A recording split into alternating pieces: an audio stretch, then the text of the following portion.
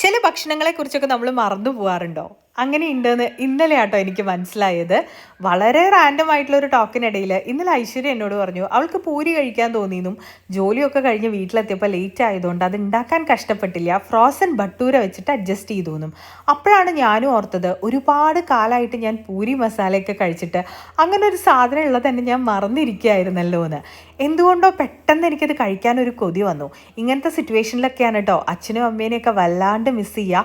നാട്ടിലച്ച അപ്പം തന്നെ പോയിട്ട് അച്ഛ അമ്മ എനിക്ക് പൂരി മസാലയും കഴിക്കാൻ തോന്നുന്നു എന്ന് പറഞ്ഞാൽ എത്ര കഷ്ടപ്പെട്ടിട്ടാണെങ്കിലും അവരുണ്ടാക്കി തരും. ഇവിടെ ഇപ്പം നമ്മൾ തന്നെ കഷ്ടപ്പെട്ട് ഉണ്ടാക്കണ്ടേ.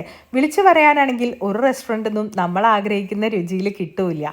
പിന്നെ ഇന്ന് വൈകിട്ട് ഡ്യൂട്ടി കഴിയുന്നത് വരെ ഞാൻ എൻ്റെ കൊതിയും സഹിച്ചിരുന്നു.